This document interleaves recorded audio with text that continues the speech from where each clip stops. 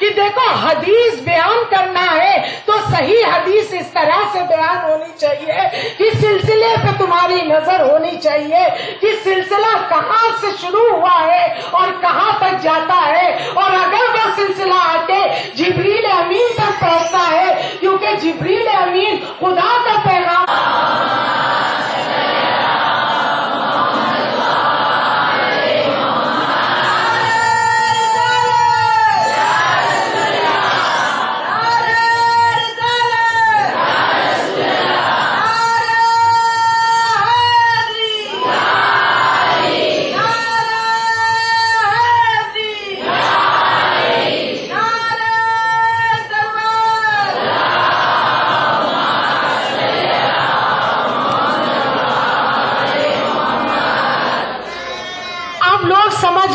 کہ مولا خاموش ہو رہے ہیں، کہاں فرزند رسول حدیث کو مکمل کیجئے، کہاں حدیث مکمل ہوگی، لیکن اس حدیث میں ایک شرط ہے، کہاں مولا بیان کیجئے کیا شرط ہے، کہاں اس شرط میں سے کہ جو قلعہ لا الہ الا اللہ میں داخل ہوگا وہ ایک شرط کے ساتھ داخل ہوگا، کہا وہ کون سی شرط ہے مولا، کہا کہ ان میں سے ایک شرط میں ہوں، یعنی اگر میرے بغیر قلعہ لا الہ الا اللہ میں داخل ہونے کی کوشش کی تو پھر تم کو امان نہیں ہے۔ فرزند رسول نے بتا دیا کہ دیکھو دین ایسے مکمل ہوتا ہے کہ سلسلے پہ جاؤ، مجھ تک آؤ گے، مجھ سے میرے آبا و اجداد تک جاؤ گے تبھی قلعہ لا الہ الا اللہ میں امان ہے، ورنہ لا الہ الا اللہ کہتے رہو گے تم نہ دائرے ایمان میں آؤ گے نہ دائرے تقوی میں آؤ گے۔ سلام علیکم۔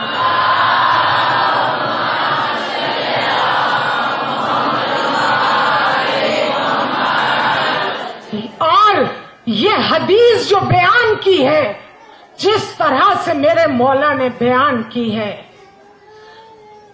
امام احمد ابن بن حنبل کہ جو ایک فرقے کے امام ہیں، انہوں نے امام رضا کی اس حدیث کے سلسلے میں معلوم ہے آپ کو کیا لکھا ہے کہ اس حدیث کو میں نے اتنا معتبر پایا، اتنا بافضیلت پایا کہ اگر یہ حدیث کسی دیوانے پہ پڑھ دی جائے تو وہ صحیح دماغ ہو جائے گا۔ اس حدیث کی عظمت ایسے سمجھ میں آئی، اس کی بلندی ایسے سمجھ میں آئی کہ جب مامون نے اس حدیث کو سنا تو فوراً حکم دیا کہ ایک تختی لاؤ سونے کی۔ جب وہ تختی سونے کی آ گئی تو مامون نے کہا کہ علی بن موسیٰ کی اس حدیث کو اس تختی پہ تحریر کر دو۔ جب حدیث تحریر ہو گئی تو مامون نے کہا سن لو یہ میری وصیت ہے کہ جب میں قبر میں جاؤں تو اس تختی کو میری قبر میں رکھ دینا، یعنی ذہن کی اس گہرائی میں یہ حدیث پہنچی کہ سمجھ گیا کہ فقط کلمہ لا الہ الا اللہ کافی نہیں ہوگا جب تک کہ اس میں شرط امامت نہ پوری کی جائے۔ اگر بخشش ہوگی تو امام کے ذریعے ہوگی۔ تو مامون نے اس تختی کے لیے وصیت کر دی کہ میری قبر میں یہ تختی پہنچ جانی چاہیے۔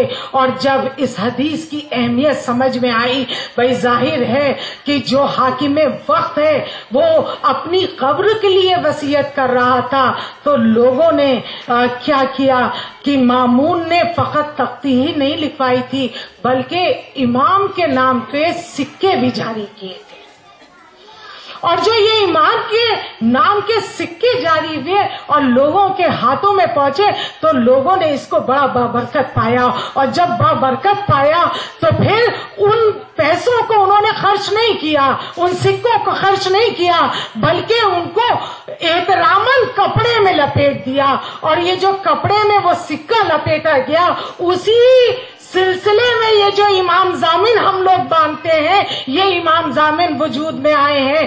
بچے سوچتے ہوں گے کہ یہ چٹ میں کپڑا باندھ کے یہ کیوں کہا جاتا ہے کہ امام رضا کی ضمانت میں دیا، کیونکہ اس دوران کے لوگ سفر میں جب جاتے تھے اس چٹ میں بندھے ہوئے اس سکے کو لے کے جاتے تھے۔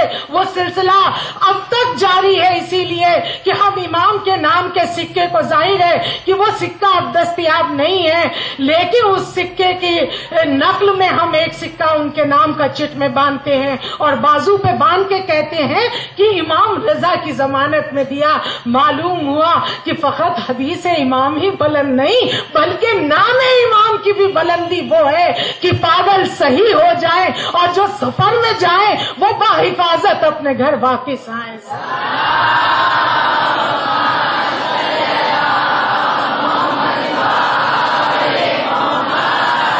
اور امام وہ تھے کہ جن کو مامون نے نہ جانے کتنی بار اپنے دربار میں بلایا ہے سوال و جواب کے لیے، اور فقط خود ہی سوال و جواب نہیں کیا، اس وقت کے بڑے بڑے علماء کو بلوا کے اس نے دیکھا اور امام کے علم کو دیکھا. یہاں تک کہ خود بھی ایک مرتبہ پوچھا کہ ابنا رسول اللہ، آپ کے جد کی میں نے ایک حدیث سنی ہے. کہا کون سی حدیث سنی ہے؟ کہا آپ کے جد نے کہا ہے یا علی قسیم النار والجنہ، علی تم وہ ہو کہ جو جنت کو جہنم سے تقسیم کرنے والے ہو. کہا اس حدیث کو آپ کیسے ثابت کریں گے؟ کہا اس حدیث کو اس طرح سے ثابت کروں گا کہ دیکھو، اگر علی پہ یقین ہے تو ایمان ہے، اور اگر علی کا بغض ہے تو ایمان نہیں ہے. ایمان پہ جنت ہے اور بغض پہ جہنم ہے. تو اب سمجھ لو کہ اگر علی پہ کی محبت نہ ہوگی تو پھر جہنم ہوگا، اور اگر علی کی محبت ہوگی تو پھر جنت ہوگی. تو یہ حدیث تو ثابت ہو گئی کہ علی قسیم النار والجنہ، کہ علی وہ ہے کہ جو جنت اور جہنم کو آپس میں جدا کرتے ہیں. صلوات.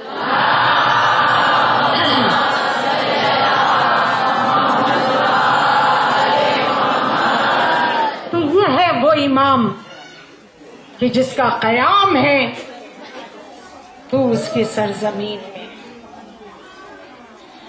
اور جب علم امامت چاروں طرف پھیلنے لگا تو اب حکومت کو خطرہ ہوا. میں ہمیشہ ایک ہی بات کہتی ہوں کہ بھئی امامت کو سلام تھی، اور امامت کو ہم نے قبر میں بھی دیکھا کہ امامت تخت پہ نہ صحیح قبر میں بھی تھی تو بھی مرجع خاص و عام ہے. سلام.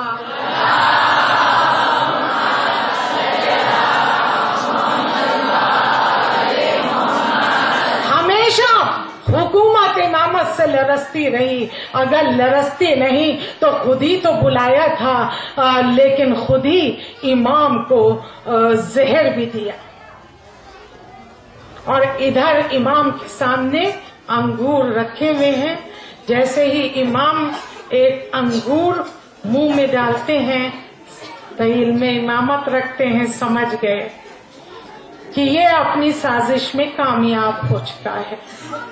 فوراً میرا امام کھڑا ہونے کی کوشش کرتا ہے، کہتا ہے کہاں جا رہے ہیں ابن رسول اللہ؟ تو نے انتظام کیا ہے. یہ کہہ کے جو امام کھڑے ہونا چاہتے ہیں تو اب پیروں سے خود کھڑا نہیں ہوا جا رہا بلکہ دیوار کا سہارا لیا ہے امام نے. پیر لڑکھڑا رہے تھے.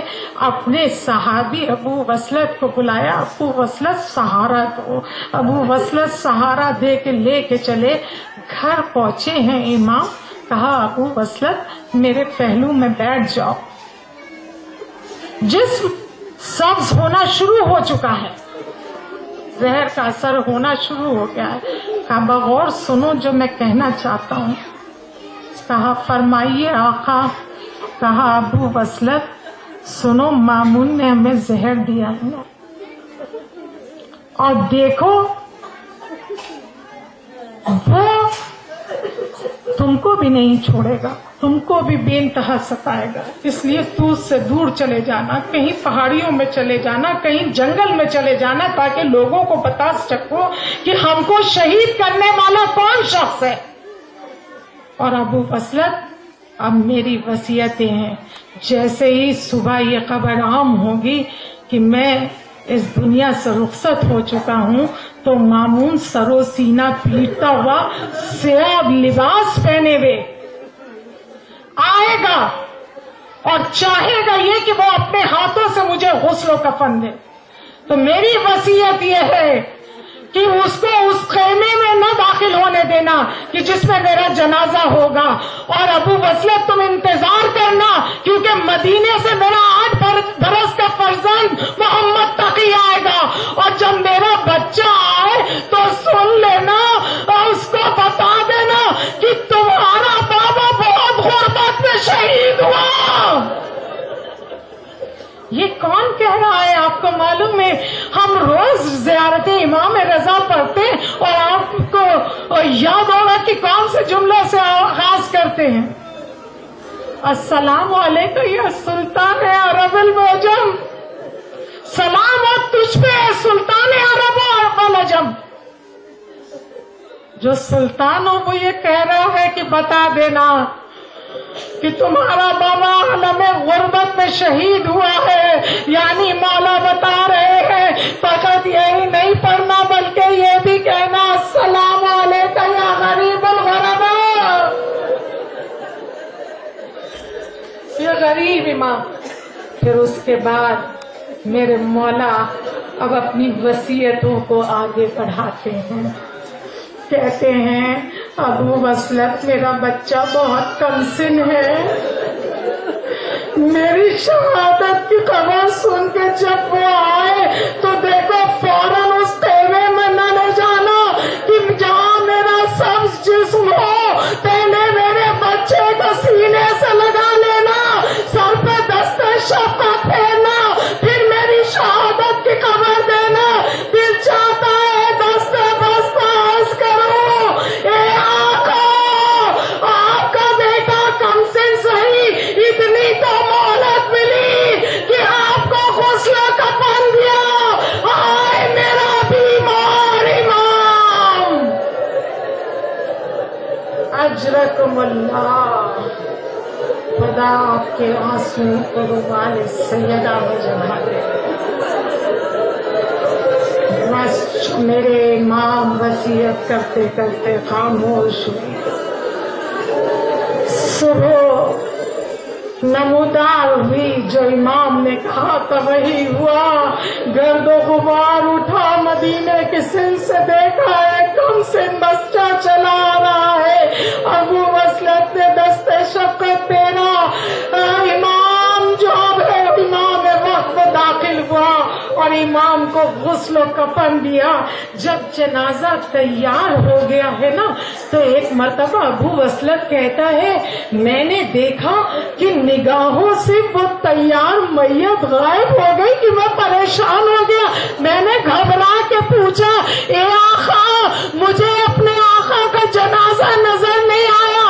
آ رہا کہ آپ پریشان نہ ہو، مدینے میں بہنیں انتظار کر رہی ہے، بال کھولے بھائی کی زیارت کر لے.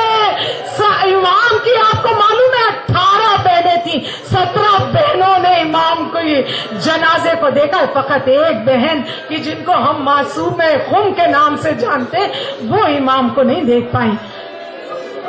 اس شہزادی کا تعارف کراؤں، یہ امام کی سب سے بڑی بہن ہے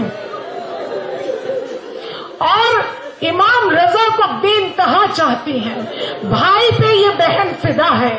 یہاں تک کہ جب امام مدینے سے چل رہے تھے تو اس شب کے بارے میں یہ لکھا ہے کہ اس رات یہ بہن وہ تھی جو کبھی سہنے خانہ میں آتی، کبھی اندر جاتی، کبھی بھائی کے بازوؤں پہ دعائیں دم کرتی. اور ایک مرتبہ ہاتھوں کو پکڑ کے کہا تھا بھیا اگر جانے کا ارادہ کر لیا ہے تو بہن سے ایک وعدہ کرو. کہا بات بتاؤ بھائی کو کیا وعدہ چاہتی ہو؟ کہا بھیا اگر آنے میں دیر ہو تو مجھے اپنے پاس بلا لینا. کچھ یاد آیا مدینے میں ایک بہن اور تھی کہ جس نے 18 برس کے بھائی کے ہاتھوں کو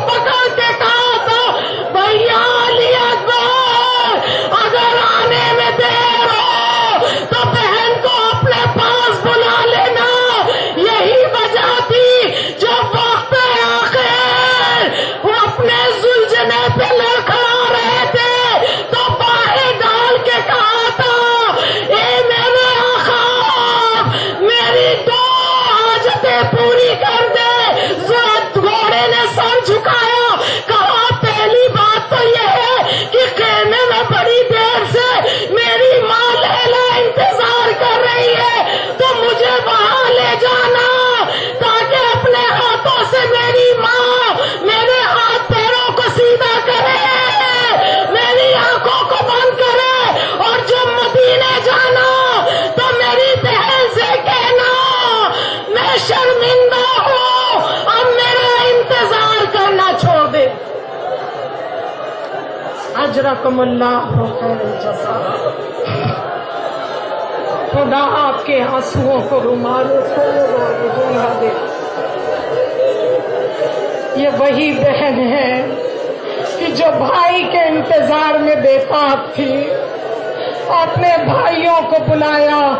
ایک شب کہنے لگی کہ اب مجھے اپنا بھائی بہت بے تابی سے یاد آ رہا ہے, سے رہا نہیں جاتا, بہت دن ہو گئے میں نے بھائی کا چہرہ نہیں دیکھا. سواریوں کا انتظام کرو, اب ہم دور جائیں گے, اب ہم مدینے میں نہیں رہیں گے. بھائیوں نے سواریوں کا انتظام کیا. بہن بھائی سے ملنے جا رہی ہے ادھر, اور رئیس کو خبر ملی ہمشیر امام آ رہی ہے. رئیس گھبرا گیا, حکم دیا پورے شہر میں سے عالم لگائے جائیں. اپنی زوجہ کو بلایا, کہا سیاہ لباس پہنو, ہمشیر امام آ رہی ہے. اپنی کنیزوں سے کہو سیاہ لباس پہنے. بس رئیس کی زوجہ نے اپنی کنیزوں کو بلایا, کہا آپ سیاہ لباس پہن لو, اور دیکھو بالوں میں کنگھی نہ کرنا. قناتیں لگ گئی, امام کی بہن کا استقبال ہے, ادھر سے ہماری چلی آ رہی ہے. بغور پردے سے میری شہزادی دیکھ رہی ہے, جگہ جگہ سے عالم نظر آتے ہیں. اب جو اندر داخل بھی دیکھا, جو بیویاں استقبال کے لیے بڑھ رہی ہیں, سیاہ لباس پہنے ہوئے ہیں. چوکی معصوم ہے, خم چوکی. ایک مرتبہ رئیس کی بیوی جو آگے بڑھی تو کہا یہ بتاؤ کہ یہ تمہارا کیسا شہر ہے, کیا یہاں استقبال اس طرح سے کیا جاتا ہے؟ تمہارا کوئی سردار مر گیا ہے کہ جگہ جگہ سیاہ پرچم نظر آتے ہیں, تم لوگ سیاہ لباس میں نظر آتے ہو, تمہاری آنکھیں نم نظر آتی ہے. بازو پکڑ کے کہا شہزادی پہلے خیمے میں چلیے, اس کے بعد گفتگو ہوگی. خیمے میں داخل بھی پورے قالین بچھے ہوئے تھے, کہا شہزادی آرام سے یہاں بیٹھ جائیے. جب بیٹھ گئی ہے نا معصوم خم, پانی کا کوزہ بڑھایا, پہلے پانی نوش فرما لیجیے. کہا نہیں پانی نہیں پیوں گی, پہلے میری جستجو کو سلجھاؤ کہ یہ تم لوگ اس طرح ماتمی لباس میں کیوں نظر آتے ہو. رئیس کی زوجہ نے اپنی کنیزوں کو حکم دیا, آؤ شانہ تھام لو. کنیزوں نے شامنا تھاما, قدم پہ بوسہ دے کے کہنے لگی شہزادی بھائی کے پرسے کو قبول کیجئے, آپ کا بھائی اس دنیا میں نہ رہا. بھائی کا غم سنا اور خش کر کے گر گئی, اب خش سے کبھی بیدار نہیں ہوئی. آج 16 صفر. ایک روایت یہ بھی ہے کہ آج بی زینب کی بھی شہادت ہے. میں کہوں گی بی بی آپ خوش قسمت تھی, بھائی کا پرسا تو ملا, اتنا احترام تو ہوا. آئے میری شہزادی, نام حسین نہ لے سکی, تازیانے پڑے. بھائی کو کیونکہ روئی نہیں تھی. جب جناب عبداللہ نے ربط سفر کیا تو ایک مرتبہ کہنے لگی میں بھی چلوں گی. کہا زینب کیوں چلنا چاہتی ہوں؟ کہا چاہتی ہوں کہ ان تمام جگہوں کو پھر سے دیکھوں جہاں میرے بھیا کا سر. اجرکم اللہ خیر جزا. آئی ہے دم شہزادی شوہر کے ساتھ ایک مرتبہ باغ میں گئی، کیونکہ تلاش تھی اس باغ کی کہ جس میں سر حسین درخت سے لٹکایا گیا تھا۔ آئے جیسے ہی اس درخت پہ نظر پڑی تو آ کے لپٹ گئی، بھیا اس زندگانی دنیا پہ خاک ہے میرے بھیا، زینب تمہارے بغیر نہیں رہ سکتی۔ ابھی بہن کر رہی تھی کہ باغبان نے ایک بیلچہ مارا، میری شہزادی اب بھی دل بھر کے بھائی کو نہ رو سکی، اس جہان پانی سے کوش کر گئی۔ الا لعنت اللہ علی قوم الظالمین، فسيعلمون الذين ظلموا أي منقلب ينقلبون۔ ربنا تقبل منا إنك أنت السميع العليم۔